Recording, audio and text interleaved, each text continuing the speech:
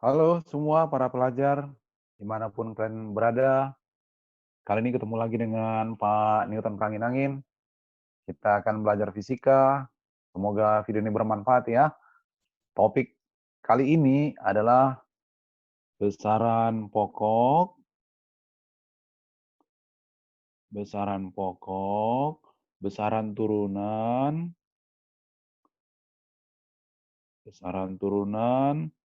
dimensi, lalu angka penting. Angka penting. Oke, itu tema hari ini. Jadi, kita mulai dengan besaran pokok. Besaran itu apa sih? Dalam fisika, besaran artinya nggak selalu besar ya. Jadi, kita awali pemahaman paling basic dulu. Pengertian besaran itu adalah sesuatu yang bisa diukur. Sesuatu yang dapat diukur, lalu hasil ukurnya bisa dinyatakan dengan angka.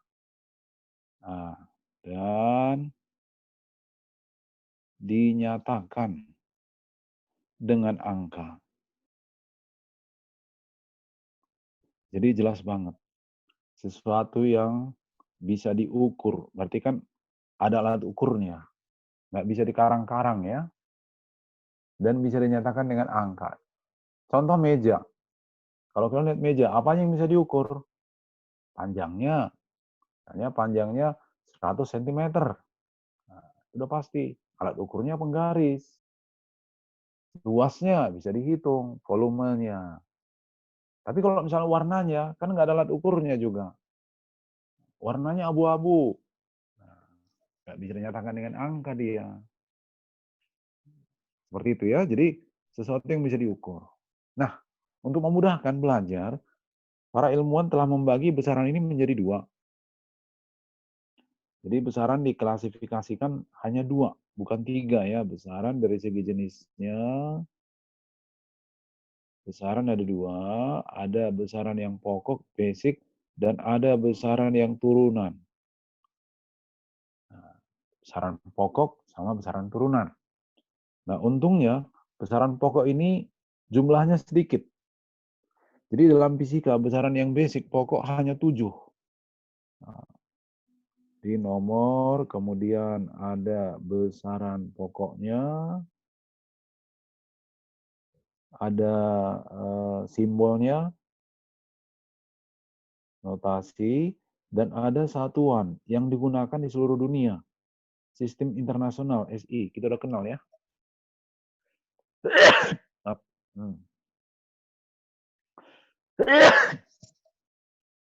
Sorry. Jadi besaran pokok hanya 7.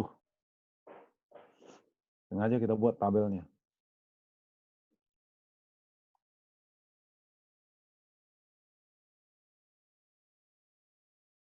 Oke.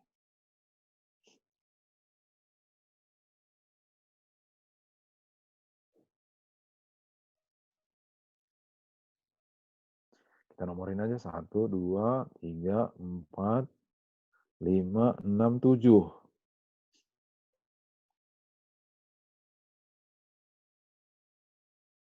Nah,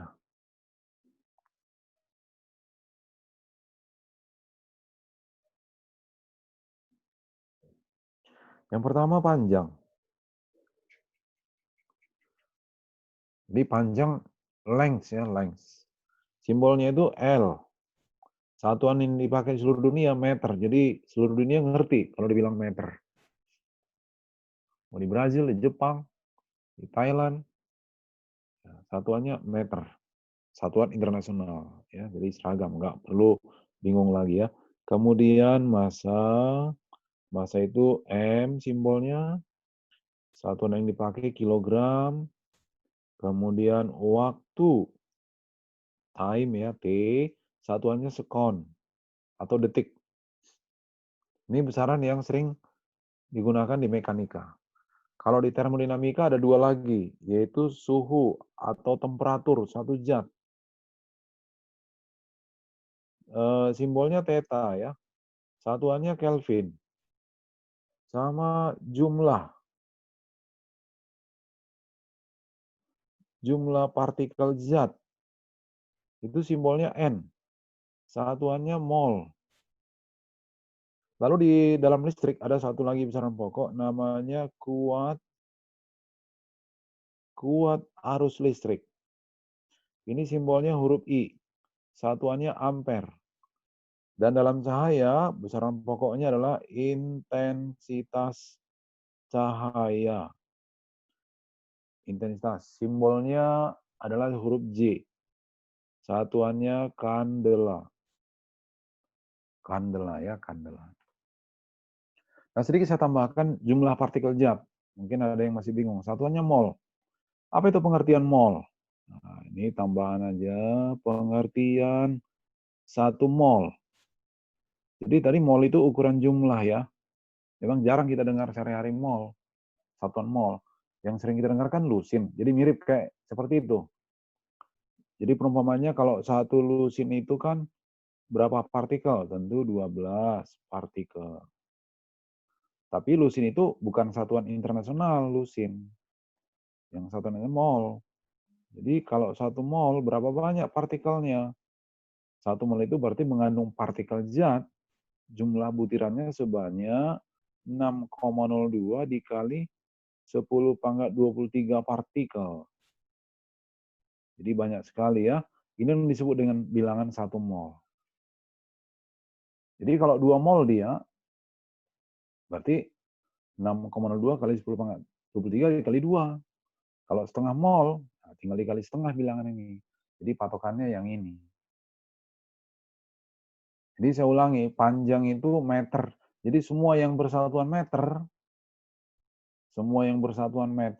itu termasuk besaran pokok itu. Bisa aja kan lebar, perpindahan, tinggi, kedalaman. Nah, itu meter, berarti semua kategorinya digolongkan dia itu ke panjang. Sifatnya apapun itu pasti panjang. Jadi ingat ya, besaran pokok ada 7. Sebenarnya ada 2 lagi, cuman jarang. Yang 2 itu sudut bidang sama sudut ruang. Jadi saya lisankan aja, kalau sudut bidang itu satuannya radian. Nanti di topik berikutnya kita akan ketemu. Kalau sudut ruang, satuannya steradian. Tapi nggak ada ininya, nggak ada apa namanya simbolnya ya. Dilisankan aja. Nah sekarang kita masuk ke berikutnya. Apa itu besaran turunan? Jadi namanya aja udah besaran turunan.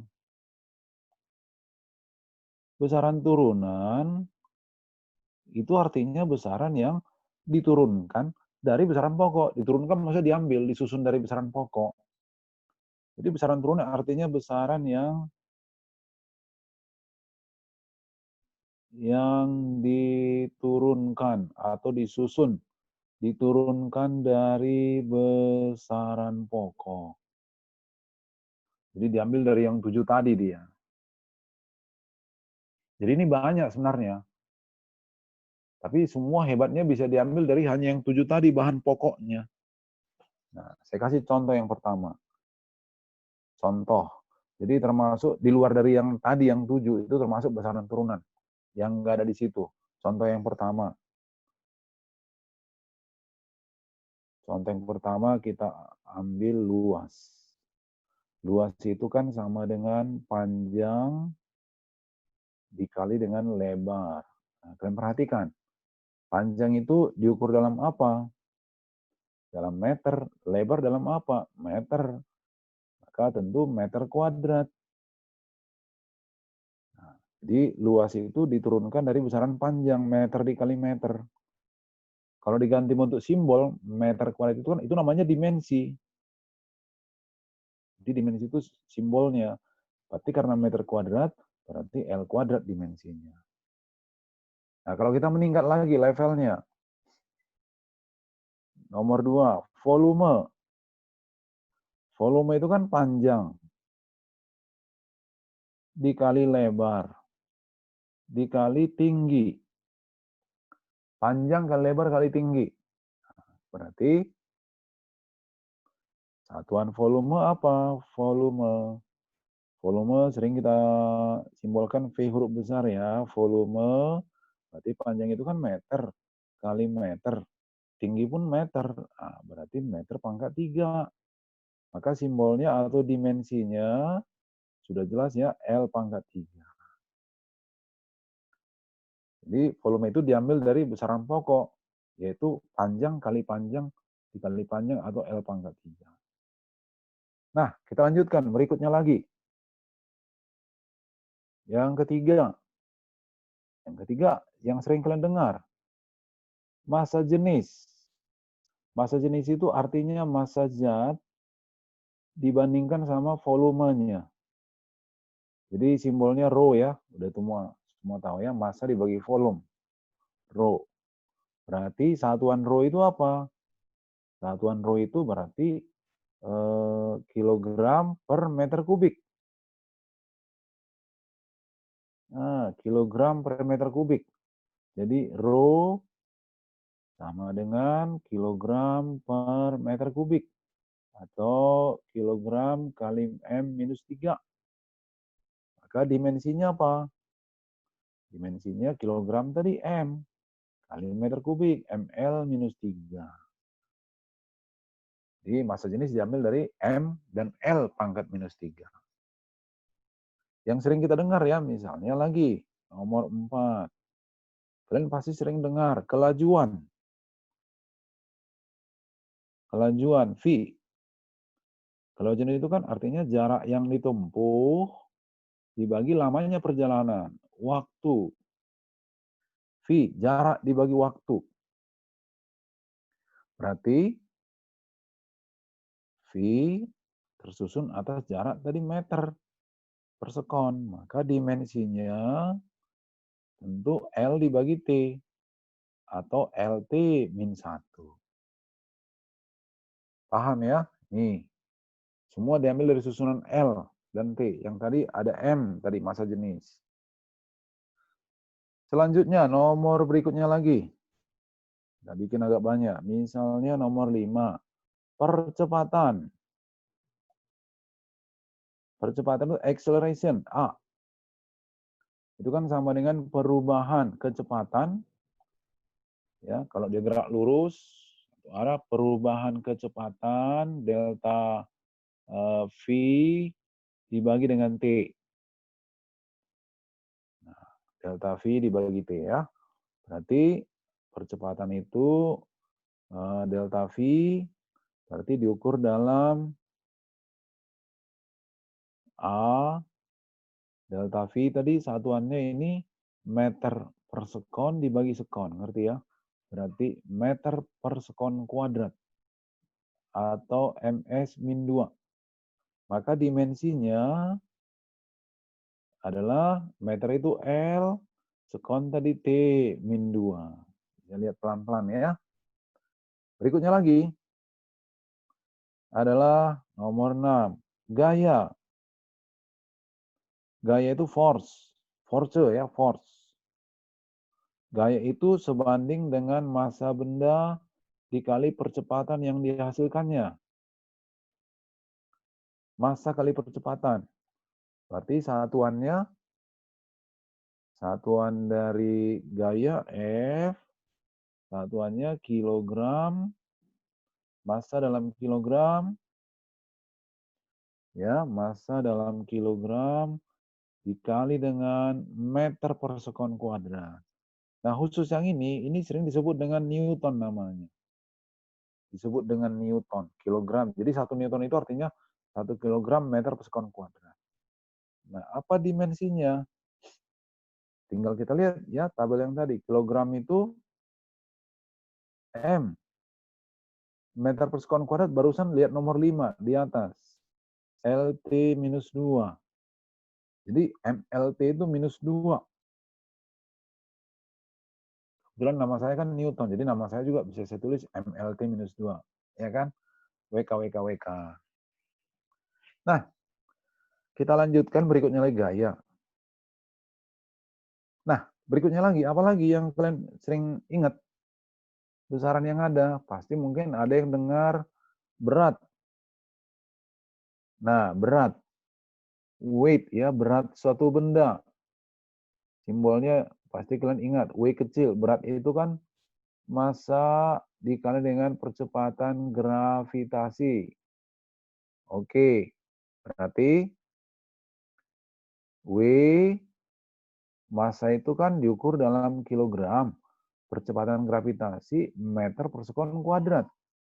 Berarti sama dengan kilogram ms minus 2. Berarti sama dengan Newton juga tadi ini. Jadi berat satuannya Newton. Ya. Maka dimensinya pun sama dengan dimensi gaya tentunya. Ya. ml T minus 2. Oke, jadi dimensi berat sama dengan dimensi gaya. Kita lanjutkan lagi, nomor 8. Umpamanya, kalau pernah dengar impuls, impuls itu artinya gaya yang bekerja pada benda dikali lamanya benda itu bekerja. Jadi gaya dikali waktu, impuls, nah simbolnya I. Jadi kadang-kadang satu huruf bisa dipakai untuk banyak simbol ya. Dari fisika, di fisika itu semua huruf dari A sampai Z. Itu dipakai simbol semua. Kadang satu huruf bisa dipakai untuk beberapa arti. Seperti ini I. Di sini I ini impuls, tapi harus jelaskan definisinya. Gaya kali waktu.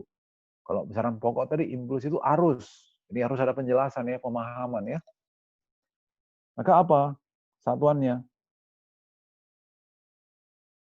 Oke, kita ikut saja yang di atas. Kita ikut yang di atas, berarti impuls itu gaya tadi satuannya kilogram meter per sekon kuadrat. Dikali dengan sekon, berarti S-nya bisa hilang. Berarti impuls itu kilogram meter per sekon. Atau kilogram ms minus 1. Ya, itulah impuls. Apa dimensi impuls? Dimensi impuls, kilogram itu M. Meter itu L, sekon itu T min 1. Cukup jelas ya, impuls. Kita lanjut, berikutnya.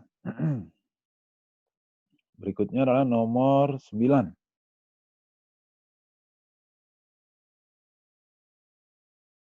Momentum. Momentum itu definisinya massa dikali dengan kecepatan. Jadi momentum adalah massa dikali dengan kecepatan. Momentum notasinya P, oke. Jadi momentum P, massa tadi kilogram, kali kecepatan tadi meter per sekon. Ya, maka dimensinya adalah ml per T atau ml T min 1. Berarti sama dengan dimensi yang nomor 8 tadi, impuls dan momentum sama dimensinya. Apalagi yang sering dengar? Tekanan, pernah dengar ya tekanan. Nah, nomor 10. Tekanan. Kalau tekanan itu kan pressure ya, P. Nah, jadi di atas tadi momentum P juga. Tapi di sini tekanan itu pressure. Tekanan itu kan definisinya gaya persatuan luas. Jadi memang harus paham juga ya. Gaya dibagi luas. Maka satuannya adalah P itu satuan gaya tadi kilogram meter S min 2 dibagi dengan luas itu meter kuadrat. Jadi meter sama meter habis. Maka dimensi tekanan adalah M, meter naik ke atas, meter itu tadi L min 1, sekon itu T min 2. Oke, itu dimensi dari tekanan. Kita lanjutkan lagi berikutnya. Nomor 11. Misalnya usaha ya, usaha itu kan work. Usaha simbolnya W, usaha itu adalah gaya dikali dengan perpindahan. Nah, gaya dikali perpindahan. Oke. Berarti W gaya tadi kilogram meter per sekon kuadrat dikali dengan perpindahan meter. Maka dimensi atau simbolnya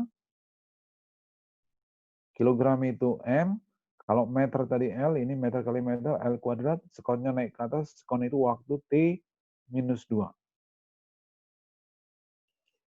Kita lanjut, pernah dengar energi kinetik? Pasti pernah dengar. Nomor 12. Energi kinetik. Ya, energi kinetik, EK. EK itu dinyatakan dengan persamaan setengah kali massa dikali kecepatan. Kecepatan kuadrat, setengah mv kuadrat. Berarti EK, kita bicara satuan, bukan menghitung ya. Setengah ini kan nggak ada satuan. Jadi bisa diabaikan saja massa tadi kilogram, kecepatan M per S, tapi kan kuadrat ya. Akibatnya kalian tahu menjadi kilogram meter kuadrat S-2. Sekonnya naik ke atas ya. Maka dimensi dari energi kinetik apa? Dimensinya kilogram M L kuadrat T-2. Nah, ada lagi yang sama nih, ternyata sama. Dimensi apa dengan apa? Ternyata dimensi usaha sama dengan dimensi dari energi kinetik. Ya. Oh iya, kalau kilogram meter per sekon kuadrat, ini kilogram meter per sekon kuadrat dikali meter itu namanya joule. Joule ya. Nah, joule. Jadi joule itu adalah, kalau gaya tadi kan Newton kali meter. Jadi Newton kali meter sama dengan joule. Bisa kita tulis sini ya, Newton kali meter. Newton itu tadi yang kilogram meter per sekon kuadrat ya, Newton. Sebelumnya sudah ada tadi. Nah, bagaimana dengan misalnya energi potensial? Energi potensial pasti pernah dengar ya, kalau di mekanika adalah energi yang dimiliki karena posisinya. Nomor 13. Energi potensial. Namanya juga potensial. EP. Energi potensial EP dinyatakan dengan massa kali percepatan gravitasi kali ketinggian. Jadi kalau kita bicara satuan, berarti EP satuannya massa itu, ingat ya, kilogram.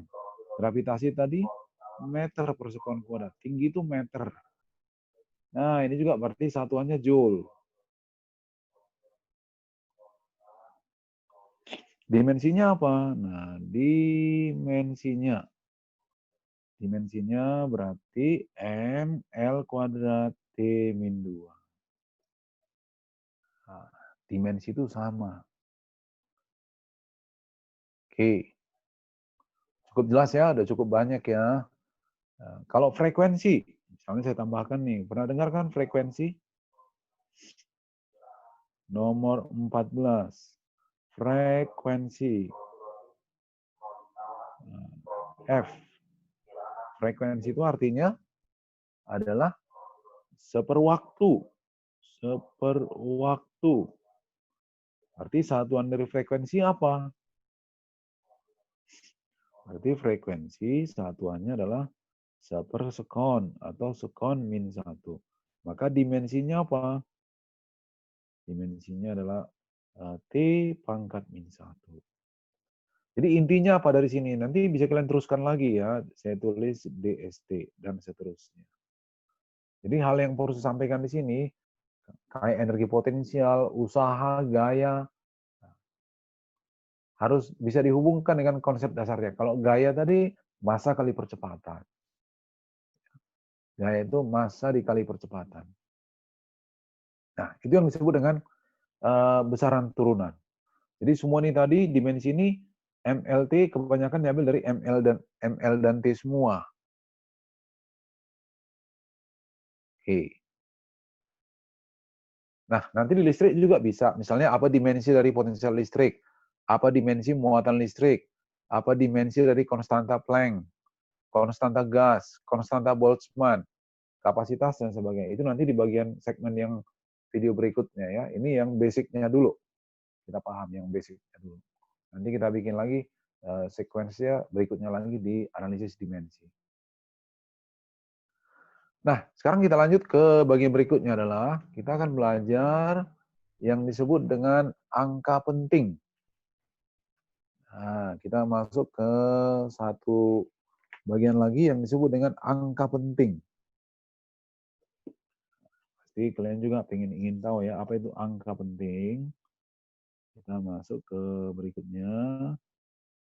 Temanya angka penting. Nah, angka penting itu artinya adalah angka penting artinya semua angka yang diperoleh dari hasil pengukuran.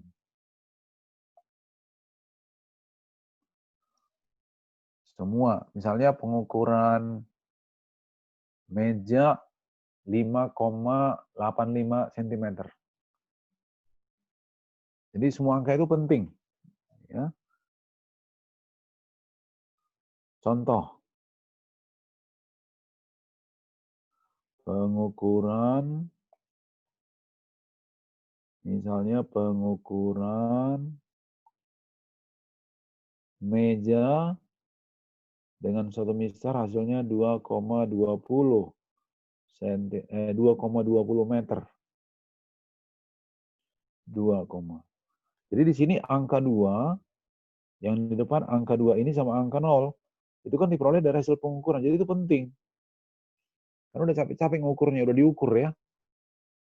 Jadi itu angka penting, nggak? Walaupun angka 0 di belakang itu nggak bisa dibuang. Itu penting, karena hasil pengukuran. Nah, apa aturan angka penting? Nah, ini ada aturannya nih, yang disebut angka penting itu apa? Ini kan definisi. Nah, sekarang bagaimana menentukan banyaknya angka penting? Kalau di sini, angka 2 ini angka penting. Semua angka penting ya ini.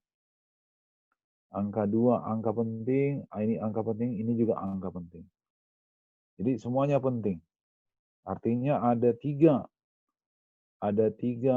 angka pentingnya. Angka mana? Angka 2 yang depan, angka 2 sama angka 0. Nah, sekarang bagaimana kita menentukan? Ada aturannya. Menentukan apa? Menentukan banyaknya angka penting. Aturan yang pertama, semua angka bukan 0 adalah angka penting. Ini aturan yang pertama. Semua angka 0 adalah aturan yang pertama, semua angka 0 maaf,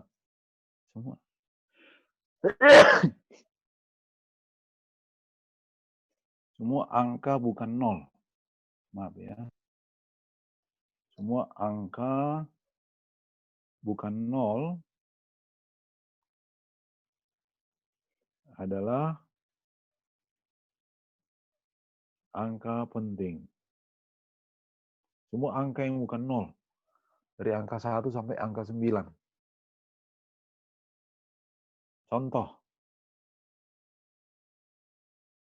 Kalau misalnya ketemu angka 153,897. Berarti ini ada 6.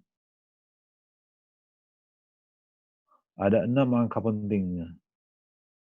Yaitu angka 1 yang depan, angka 5, angka 3, angka 8, angka 9, angka 7. Semua itu adalah angka penting.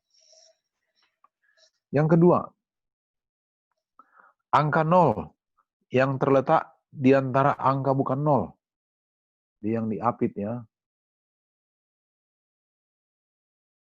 Angka 0 yang diapit, angka bukan 0 adalah angka penting. Jadi angka 0 yang diapit, angka bukan 0. Angka 0 diapit oleh angka bukan 0. Itu adalah angka penting. Contoh, 3,006. Ini angka 0 yang 3 ini diapit oleh angka 3 sama 6. Berarti ini memiliki 1, 2, 3, 4, 5. Ini ada 5. Ada 5 angka pentingnya. Banyak yang penting ada 5, yaitu angka 3, angka 0, angka 0, angka 0 sama 6. Yang ketiga,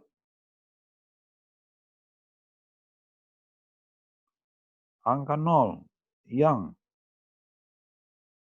terletak di kanan. Angka 0 yang terletak di kanan, angka bukan 0. Di kanan angka bukan 0 adalah angka penting. Kecuali, ada kecuali. Except ya, kecuali ada penjelasan lain, ada keterangan. Kecuali ada penjelasannya.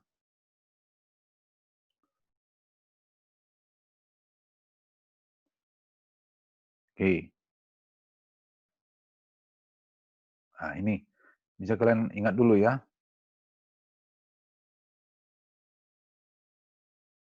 Nah.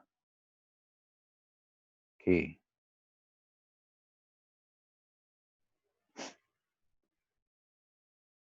Contoh. Nah, contoh. Biar ngerti. Kalau ada 1,000 dikali 10 pangkat 3. Berarti ini nggak ada penjelasan apapun. Berarti ini ada, angka pentingnya ini ada 4 angka penting. Ada 4, banyaknya angka penting itu adalah 4. Ada 4 angka pentingnya. Tapi kalau misalnya contoh, 1,00 ada garis, di bawah angka 0 yang kedua desimal ini, berarti angka pentingnya hanya sampai di sini doang. Berarti dia hanya ada 3 angka penting. Oke. Nah, berikutnya lagi, aturan nomor 4, angka 0. Ya, angka 0. Ini tadi di kanan ya. Sekarang bagaimana kalau di kiri? Angka 0 yang berada di kiri.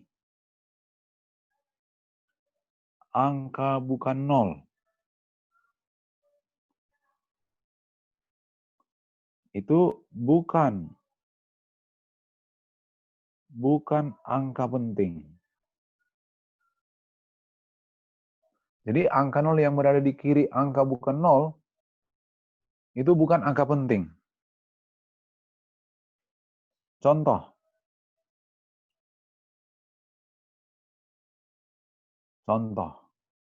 Kalau misalnya ada angka 0,008. Ini angka 0, ada 3 angka 0 di sebelah angka bukan 0, angka 8. Berarti ini hanya ada 1 angka penting, itu angka 8. Ada 1 angka penting. Banyak angka pentingnya 1. Tapi kalau 0,00800, nah ini angka pentingnya ke belakang dihitung. Berarti ini jelas ya ada 4 angka penting. Nah, sekarang kalian nanya, untuk apa kita belajar angka penting ini? Biar bisa kalian tahu operasi angka penting. Operasi yang kita tinjau di sini operasi yang sederhana, operasi angka penting. Operasi kali dan bagi serta jumlah sama kurang. Ya, jadi operasi angka penting. Tapi sebelumnya, sebelum operasi ada kita aturan pembulatan. Nah, ini perlu saya jelaskan dulu, aturan pembulatan. Kalau kita menciutkan angka-angka ya, memadatkan angka-angka, aturan pembulatan, ada aturan mainnya. Misalnya di ujian SBM, PTN, ada angka-angka, ternyata dibulatkan kemana? Nah, gimana aturannya? Nah, aturan pembulatan itu jelas ya, aturan pembulatan itu adalah semua angka yang lebih besar dari 5 itu dibulatkan ke atas. Jadi aturan pembulatan yang pertama, semua angka di atas dari 5 dibulatkan ke atas. Angka lebih besar daripada 5 itu dibulatkan ke atas. Misalnya angka 6, 7, 8, 9 dibulatkan ke atas. Nah, yang kedua, angka kurang dari 5, angka yang kurang dari 5 itu dibulatkan ke bawah. Artinya angka itu hilang, ditiadakan dia. Sekarang bagaimana kalau angkanya pas 5? Kan tadi angka lebih besar dari 5, angka kurang dari 5. Kayak misalnya angka 1, 2, 3, 4. Bagaimana kalau angka 5? Nah, ini. Kalau angka 5, dia bisa dibulatkan ke atas, bisa juga dibulatkan ke bawah. Angka 5. Kapan dia dibulatkan ke atas? Dibulatkan ke atas jika angka yang sebelumnya itu adalah angka ganjil. Jika sebelum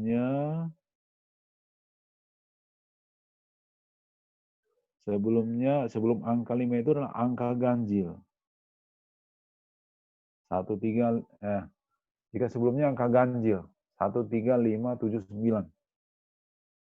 Itu dibulatkan ke atas. Dan dia akan dibulatkan ke bawah jika sebelumnya angkanya adalah angka genap. Nah, ini saya kasih contoh.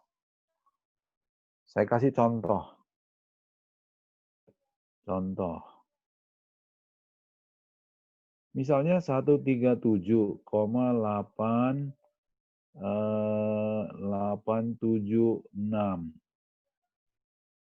Ya, 137.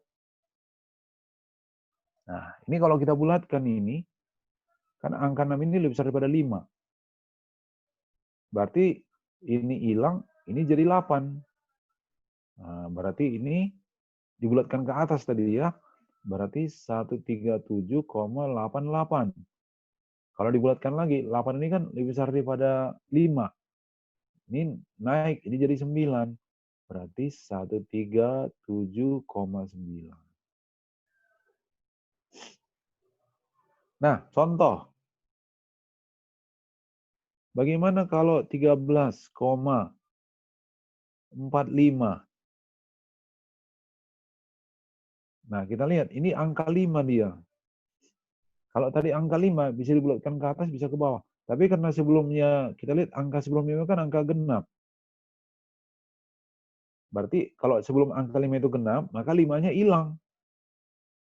Jadi dibulatkan menjadi 13,4. Bagaimana dengan 13,35? Angka belakangnya 5. Sebelumnya ganjil. Kalau dia ganjil, ini 5 hilang, tapi ini jadi 4. Jadi hasil pembulatannya sama, 13,4 dia. Nah, itulah aturan pembulatan ya. Jadi saya padatkan sekali lagi, kalau angka lebih dari 5 dibulatkan ke atas, kurang dari 5 dibulatkan ke bawah. Kalau angka 5 bisa dibulatkan ke atas, bisa ke bawah. Saya kira kalian ngerti. Cukup jelas. Nah, sekarang bagaimana kalau operasi angka penting? Ya, operasi angka penting. Operasi yang kita tinjau hanya ini ya, operasi biasa ya, mengoperasikan angka penting. Nah, yang pertama, penjumlahan dan pengurangan. Ini aturannya apa? Kalau menjumlah atau mengurang, itu aturannya adalah bahwa banyaknya angka penting pada hasil. Nah, jadi penjumlahan dan pengurangan, ya, penjumlahan dan pengurangan.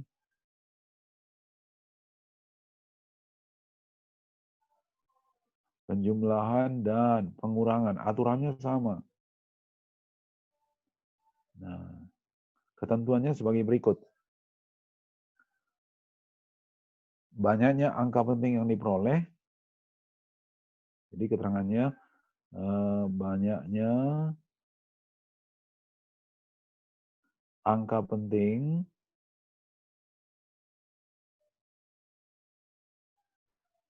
hasil penjumlahan garis miring pengurangan, ya kan? Ditentukan dari jumlah angka di belakang koma yang paling sedikit. Ditentukan dari jumlah angka di belakang koma. Ini satu prasen ya, di belakang koma. Jumlah angka di belakang koma yang paling sedikit.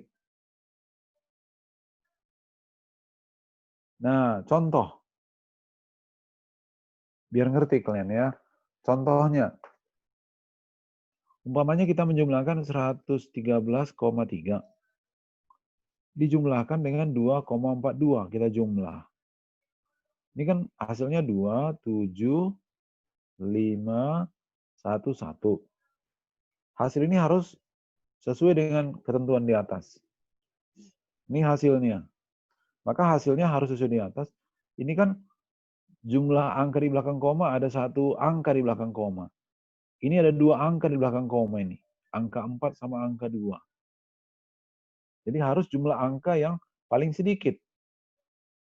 Bilangan ini angka di belakang koma, satu angka di belakang koma, itu angka 3. Ini dua angka. Jadi harus yang paling sedikit. Jadi harus satu angka di belakang koma. Karena harus satu angka yang paling sedikit ini, maka ini hasilnya adalah 115,7. Jadi lihat desimalnya. Ini di belakang desimalnya satu angka. Ini 2,42 ada dua angka. Jadi harus sesuai dengan yang paling sedikit. Dia harus satu desimal. Demikian juga kalau ada bilangan misalnya, bilangan A tambah B tambah C. Lihat koma desimalnya. Dia harus yang paling sedikit koma desimalnya. Itu kalau penjumlahan dan pengurangan. Bagaimana kalau perkalian dan pembagian? Jadi yang kedua, kalau perkalian, garis miring, dan pembagian. Nah, kalau perkalian pembagian itu, maka ketentuannya adalah banyaknya angka hasil perkalian atau pembagian. Jadi saya tulis ya, banyaknya angka hasil pembagian atau perkalian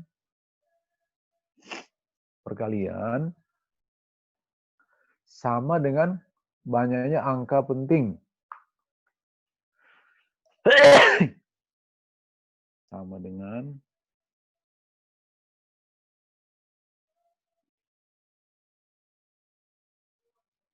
banyaknya angka penting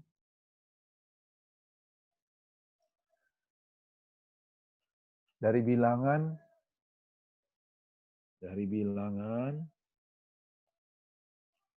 yang mempunyai angka penting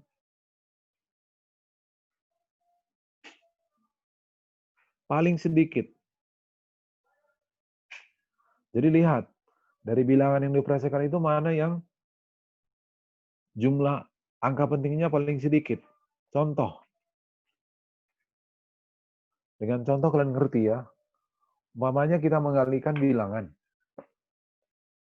Umpamanya kita kalikanlah bilangan 63,24, 63,24, kita kalikan sama 2,46. Ini perkalian. Ini kalau kalian kalikan pakai kalkulator, ini hasilnya 155,5704. Nah, ini kan jumlah angka pentingnya ada angka 6, 3, 2, 4. Jadi ini ada 4 angka penting. Sedangkan 2,46 ini ada 3 angka penting. Maka hasilnya harus 3 angka penting. Jadi kita bulatkan pasti. Nah, cara bulatkannya tadi udah tahu ya ini. Jadi sini berlaku terang pembulatan. Ini kan angka pentingnya berapa nih? 1, 2, 3, 4, 5, 6, 7. 7 angka penting dia. Padahal hasilnya harus 3 angka penting. Berarti angka 4 hilang. 0 hilang. Angka 7 lebih besar daripada 5. Dibulatkan ke atas. Ini hilang, ini jadi 6. 6 ini 155,6 masih 4 angka penting. Berarti hasilnya adalah harus 3 angka penting. Maka hasilnya sesuai dengan aturan adalah 1, 5, angka 6 ini kan dibulatkan ke atas. Jadi angka 5 ini berubah jadi 6. Jadi hasilnya adalah 156. Oke ya, semoga kalian bisa mengembangkan lagi. Ini basicnya. Semoga bisa dikembangkan. Semoga konsep ini, penjelasan ini bermanfaat bagi kalian dimanapun kalian berada yang sedang belajar fisika. Nah, nanti di bagian berikutnya kita akan masuk ke analisis dimensi ya. Kita bisa menganalisis dimensi, mengecek suatu besaran.